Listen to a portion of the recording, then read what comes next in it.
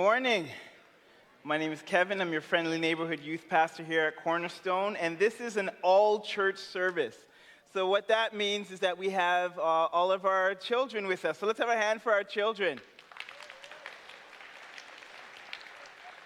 Also, this is apparently International Youth Pastor Sunday. Every youth pastor seems to be preaching on this Sunday. I wonder why. But guys, we are at the end of a decade. Did you realize that? We're at the end of a decade and we're about to enter into a new one. And video games as a sport have rose to just be this incredible phenomenon over this last decade. It went from being just like a basement hobby to an actual career. And I actually know people, even some people in this church, who either work in the video game industry or have been flown to places, put up in hotels, and paid to play video games.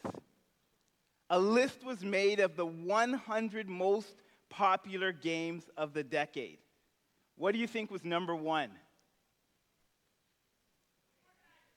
Nope, not Fortnite. It wasn't Legends, or it wasn't Pokemon Go. I love Pokemon Go. Who said that? According to a site called Polygon, it was Minecraft. Minecraft was the game of the decade. This is a simple game that can be played by anyone, young or old. And it's all about survival, and the strategy is actually creativity. I got this information from a group called Access.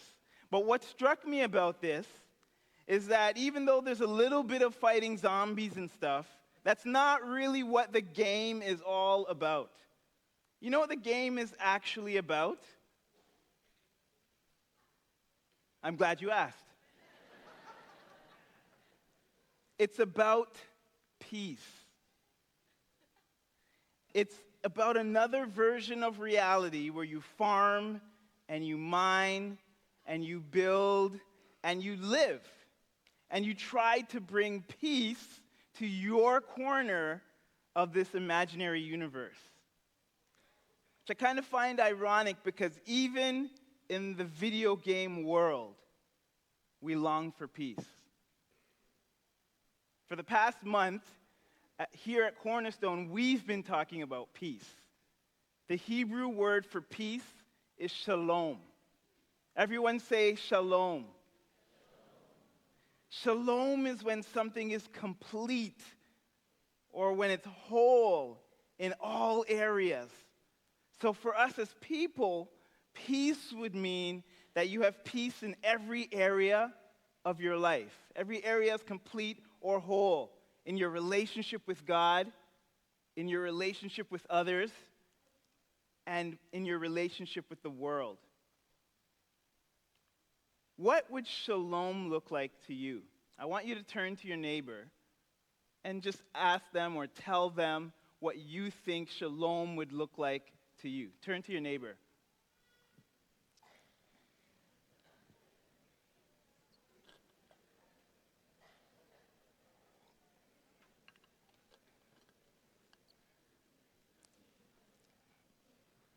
Whatever you thought or whatever you said, I think we can agree that this world isn't in a state of shalom, in a state of peace right now. Presidents are being impeached. The environment struggling. There's issues like human trafficking and slavery. There's poverty. There's homelessness. And it seems to be getting worse. And what about our own lives? Anxiety, depression, and just feeling this pressure of life we all seem to feel. If I were to describe the world in one word, peace would not be one of those words. Throughout this entire series, we've been talking about peace, and today we're going to end it off with some practical ways and tools as we move into 2020. So my prayer is that as we go into 2020, that you will have clear vision. Because it's 2020. Just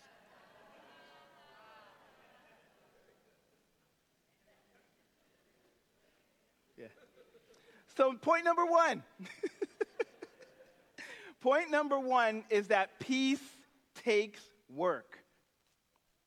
Peace takes work. Peace isn't natural. It doesn't just happen.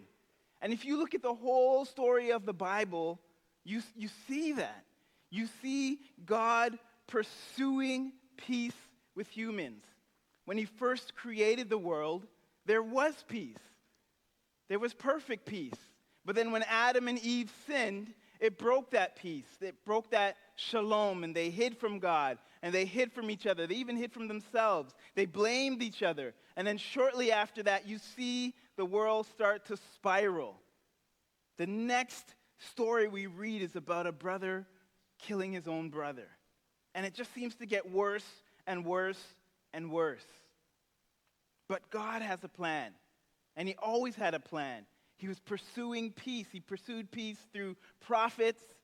He pursued peace through the kings. He pursued peace through judges and priests.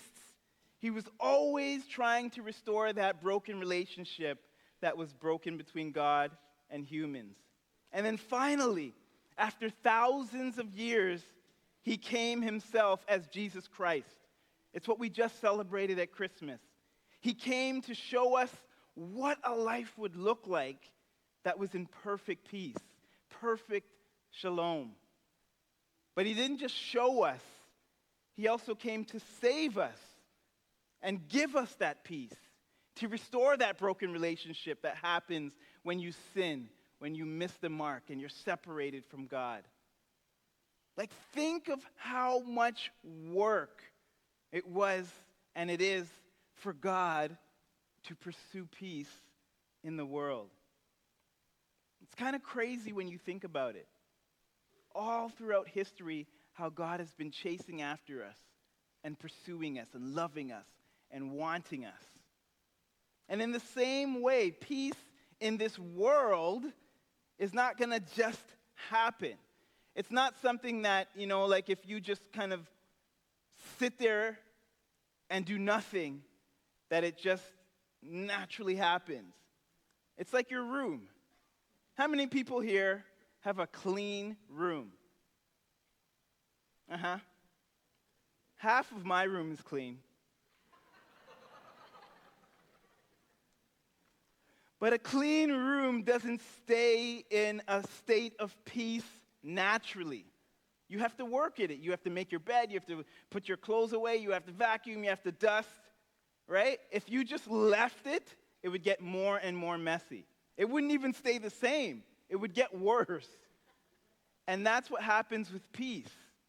It doesn't just stay however it is, which we've already agreed. The peace is struggling in this world. But if we just did nothing, the world wouldn't have some kind of peace or more peace. It would have less peace. Peace takes work. That's what I want you to remember today. Peace takes work. Let's look at our Bible passage for today. It's a short verse, but it's packed with meaning. Matthew chapter 5, verse 9. God blesses those who work for peace, for they will be called the children of God. God blesses those who work for peace. Peace takes work. The NIV version said, blessed are the peacemakers. Blessed are the peacemakers. So notice that it doesn't say peacekeepers. It says peacemakers. You have to be active. You have to be proactive. We actually have to work at making peace. So practically, how do we do that? Well, obviously, the first thing, it starts with being right with God. And that's why even though the world seems to be trying to make peace, it's missing the mark. Because you can't have peace without the Prince of Peace. Peace is personal. Peace is Jesus. And God knew that the world wouldn't be able to achieve this shalom on its own, so he came down himself as Jesus. He took our sins, he took them to the cross, and he paid the price. So now there's a chance for there to be peace between us and God. And if you accept that gift, you accept that sacrifice, then that's when you have the opportunity to have peace with you and the Father. So I want you to take a second right now and think. Is there something that's between you and Jesus right now?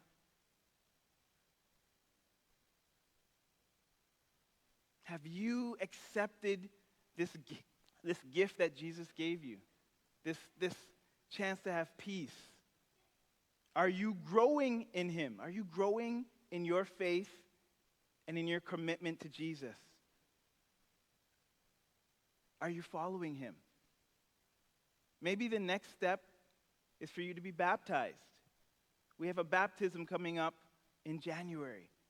Wouldn't it be amazing if you were to share your inner journey with us? To say that I'm a follower of Jesus. I'm a part of this family. So maybe that's the next step for you. If so, there's an information packet, a form about being baptized. You can take it out of the seat pouch. You can put it in the offering bag when it comes around at the end. You can email me or any one of the pastors. We would love to connect with you and help you to experience that peace. But as God's agents of peace, it's tough to hear that it takes work. Because on the one hand, God has done the work of making sure that peace is available. But as his agents, we have to work to spread that message. So I want you to take a second to think, is there something between you and God this morning? Take a second to think about that.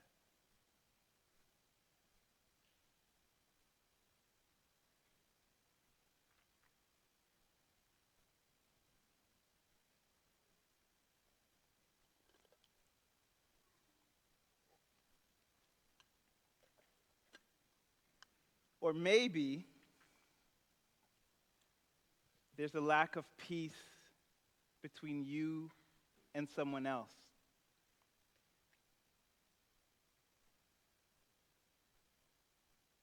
Here are some practical things to do if there's someone who's coming to your mind right now that you're not at peace with. Number one, admit that you're wrong. If you've done something wrong, admit it. That takes work. If somebody has done something wrong to you, then you need to pour out forgiveness. That takes work. So whether you have wronged someone or someone has wronged you, you have to go first. How do I know? Because you're here. Like I always argue with God about this. Why do I always got to go first? And he's like, because you're the one that's talking to me. So if God is speaking to you, you have to go first. And that's why it's work. Admit that you're wrong. Pour out forgiveness if someone has wronged you. What about if there's a lack of peace in this world? Is there some sort of injustice that is in your heart that's just burning, that you look at it and you're like, this is not right, it shouldn't be like this? Maybe the Spirit is convicting you about that.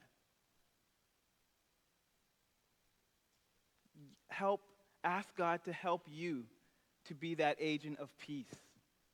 And at Cornerstone, we have been doing that, right? Just recently, the Star Kids, they packed all these baby boxes. So that was amazing. A way to bring peace, shalom, to our community. The youth, we raised over $800 to fight human trafficking just last month. And the whole church, we have a pantry here. And we collected a ton of boxes. I think we actually ran out of boxes in the first service. So we have been agents of peace and spreading shalom, but maybe there's an issue that is special to you, that God is speaking to you about in this world, and God is calling you to stand up for that. So for me, my motto is this. I've already said a lot. I have a good memory, but it's short. So I start small, I start soon, and that way I can succeed. So it could be you and God, right? It could be you and somebody else, or it can be you and an issue that's going on in this world. Think about one of them and decide to do something today. Like, I'm going to apologize to someone today. Or I'm going to, whatever it is, actually decide when you're going to do it, who it's going to be, and tell someone else so that you can be accountable for this. So for Michelle and I, we're going through a little bit of a wrinkle in our marriage, and so we're going to counseling because we take our marriage seriously and because we want to have peace. What about you? What's the next step in your journey? Make that choice today. Look at our passage again. God blesses those who work for peace, for they will be called the children of God. When I was looking at the second half of this verse, I have to be honest with you. I feel like it didn't make sense. God blesses those who work for peace, for they will be called the children of God. Shouldn't it say, God blesses those who work for peace, for then they will bring peace? Why does it say that if you work for peace, you'll be called the children of God?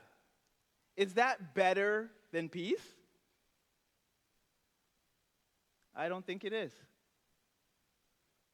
I think it's the same thing. How? How can being a child of God be the same thing as peace? Allow me to remind you of the story of the prodigal son. It's in Luke chapter 15. So in the prodigal son, you have these two sons and a rich father, right? So the rich father has this estate, and the two sons work on that estate.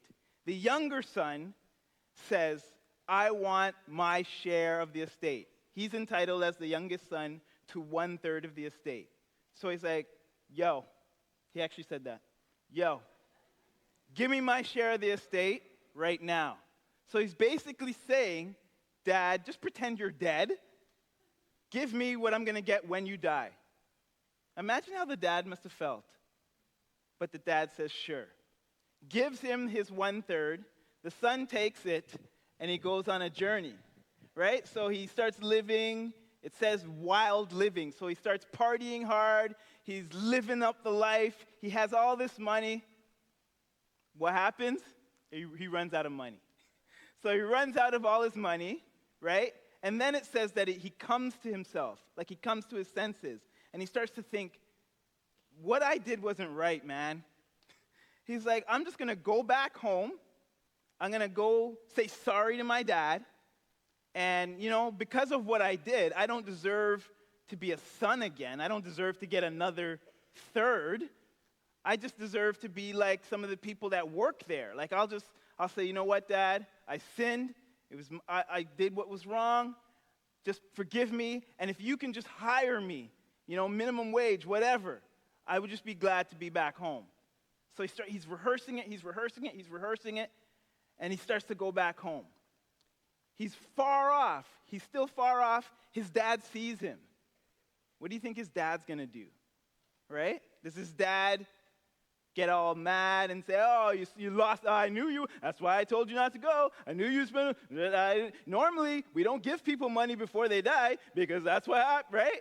Did he do any of that? No. He starts running towards his son, right? They had these robes, so he pulls up his robe and starts running, which is exposing his ankles, and he runs, which is something that rich people don't do because they're dignified, so they just kind of walk around. He pulls up his thing and he starts running towards his son. He hugs his son. He kisses his son. He takes off his robe, puts his ring, his signet ring, the ring of the family. He takes it off. He puts it on his son. He's just hugging him and kissing him, and he's like, I'm just so glad. The son didn't even get a chance to get out his apology. The dad just, I'm so glad you're back home. I thought you were dead, but now you're alive. Let's have a party. They have this special calf that they keep for special occasions. He kills that calf. He says, let's have a party. He has a party for his son because his son was dead and now he's alive. His son was lost and now he's found.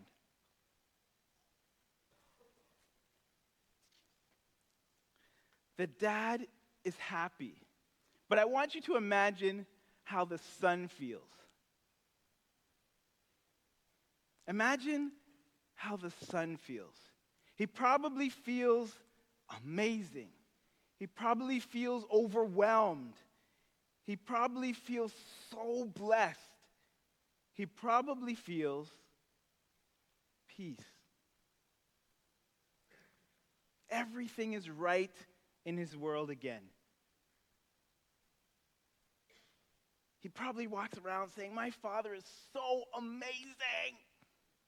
People are like, why? What's so good about your dad? He's like, oh my gosh, let me tell you what happened. I did all this and da-da-da-da, and I didn't even deserve it. But when I came home, my dad hugged me, da-da-da-da, and they're like, whoa, your dad is amazing. Yo, is there any more space in your family?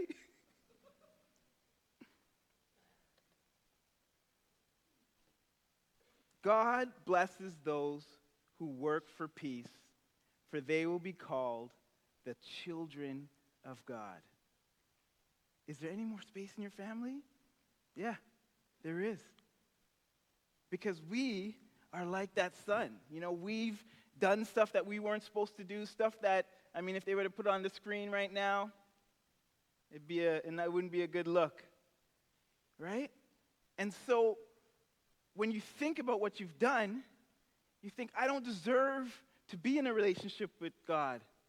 I'm not good enough. But even while you're rehearsing all of that, God is running to you. God is running to you. And you won't even have a chance to get it out.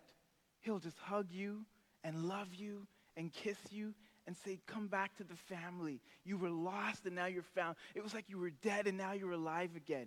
Come back to the family. And it's like you feel so amazing. You feel so blessed. You feel peace. I'm reading this book by a guy named Stephen Furtick. It's called Crash the Chatterbox. And it talks about the fact that we don't have to live up to anything. All we have to do is live out of the awareness of the Father's divine acceptance.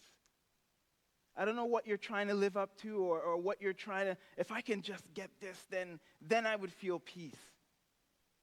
But the Father has already accepted you. The Father has already accepted you. He runs out to meet you and he welcomes you home. And in Jesus, things are made right between us and God.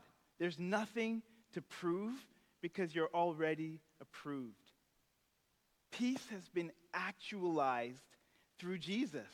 So we just access it and we tell others and spread this good news. That's why it's so great. Some of us this morning are like this younger brother, where we've done a whole bunch of stuff in our lives, and we just feel like there's no way that God could ever forgive us. Well, you saw what happened in the story, right? So God will forgive you. You can go home. So maybe that's the first step for you. But some of us are like the older brother in the story, Do you know what happened with the older brother? So they're having a party, and the older brother, who has stayed home the whole time, has been faithful, and has always been working, he hears this noise. And he's like, yo. They said yo a lot. They were rappers. So he's like, yo, what's all that noise? And one of the workers are like, oh, your brother's back home. And your dad killed the fatted calf for him. And they're having a party. The brother's like, what? I don't want to say what he said. Because it's a church. He's like, are you kidding me right now? I've been working all this time. I never got anything. And all of a sudden now, this guy who wasted 1/3 of our wealth, he comes home and now he gets the fatted calf. And you know what happens in the story? He's like, I'm not going to that party. And he's outside sulking or whatever. But what happens? The father, the same father that ran out to the younger son, ran out to the older son. And he says, hey, man, you know I love you. And you're always, all that I have is yours. But this guy, he was dead. He's back home now. We have to celebrate that. So maybe you're like the older brother. Like you feel like, I do everything right. I come to church. I give my money. I serve. And yet, ... Life isn't fair. Like why does bad stuff have to happen to me when I'm actually following Jesus? Right? And maybe that's where you are this morning, and so you don't feel peace. I'm saying that the Father is coming out to you this morning as well. So wherever you are this morning, the Father is coming out to you to give you that peace so that you can be blessed, so that you can be a child of God. And as we enter into 2020 and you start to think about New Year's resolutions, why not start by living in the peace that comes from knowing that you are a child of God? Listen to this quote. What empowers change? What makes you desirous of change is the experience of love. It is that inherent experience of love that becomes the engine of change. So maybe what you need to do to experience peace in 2020 is to really feel the love of God, to really feel the love of the Father no matter where you are, whether you're far from home or you're working faithful and you think life isn't fair. There's no need to be suspicious of God's love for you. Just accept it and live in the peace that comes from reality. It's an identity thing. We establish our identity in Jesus, which is why that's so important to hear at Cornerstone. It's not our circumstances. It's not what's going well or not going well. Whatever may be happening to you right now does not change God's view of you. In fact, what is happening to you right now is an opportunity for you to dig deeper in God's love for you, to experience his peace in the midst of a storm, or to tell others that this peace has been activated and to start living that reality. So let's review. Peace with God. Maybe you need to accept him, or maybe you need to follow him. Baptism is a great example of that. Peace with others. Admit when you're wrong, and pour out forgiveness when you're right. Carrie actually helped me with those points. Admit when you're wrong, and pour out forgiveness when you're right. And lastly, peace with the world. When you see some kind of injustice in the world, work to make it right. So maybe there's a situation at school, and God wants you to stand up for what's right at school. Maybe it's at work. Maybe it's in your family or with your friends. I'm going to call the worship team up. and they're going to sing a song called Build My Life. And as they come up, I want you to remember who the hero of the story is. Even as we leave here and we're called to be peacemakers, we're not the hero. Jesus is the hero. Jesus is the one who gives us peace. And all we're doing is telling others the good news of this peace that has been activated. We get to partner with him. God blesses those who work for peace, for they will be children of God.